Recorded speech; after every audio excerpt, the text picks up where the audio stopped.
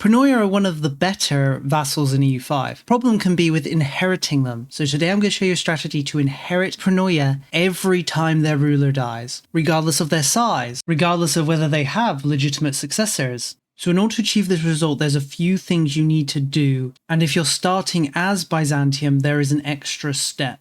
You need to acquire a succession law that has an election. You can do this by either switching to a republic, switching to a theocracy, or if you're playing as a monarchy, you'll need to change the right of the nobility law to noble electorate. Then you can either get the elective succession or the dynastic elective succession. When you release a vassal, whether that's a Pronoia or otherwise, they will always inherit their overlord's succession law. Even if you're a republic and you release a monarchist vassal, they will inherit your republican succession law. And the way Pronoias work is that they check for an interregnum. And with elective succession laws, when a ruler dies, a regency comes into power. An election event then triggers and they select a new ruler. The game considers this an illegitimate succession, so you'll inherit them regardless.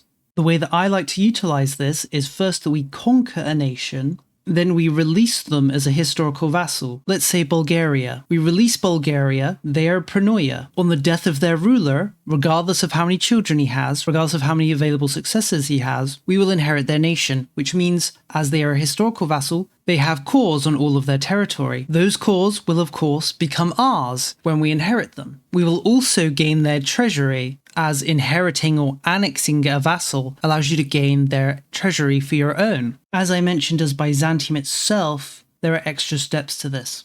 As Byzantium is restricted to the Byzantine succession, it's not possible for you to switch to a different succession law. It used to be, in previous patches, that you could grab the admiralty regime, which would switch you to admiral election. You could then drop this reform once it's in place, which would put you on the default monarchist succession law. But Paradox, in their infinite wisdom, have changed it so now it will move you back to the government reform you were already on before you passed admiralty regime, meaning you can no longer escape the Byzantine succession when starting as Byzantium, meaning your only option is to reform into a republic or into a theocracy. That's easier said than done, as you'll need to get your plutocratic score up to 95, or your spiritualist score up to 95, and you'll need to increase the power of the clergy up to 35 for a theocracy, or the burghers to 55 as a republic. It's definitely doable though. The hardest thing will be that plutocratic score. I recommend appointing members of the burghers to your cabinet and use the promote member of the burghers parliamentary issue, which increases your push towards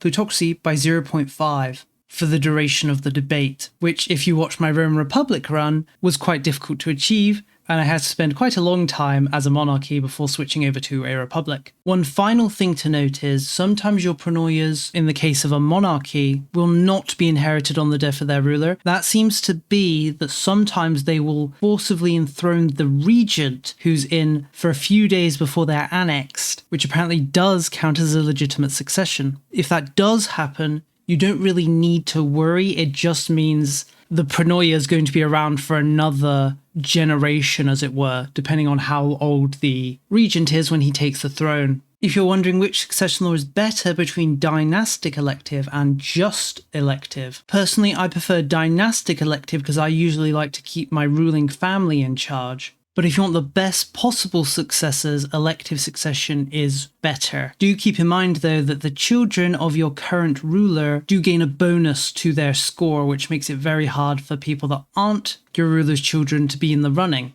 So what I prefer to do with elective succession is not actually marry off my rulers, so the children won't steal the top spots. Alright, I think that's everything I wanted to go over.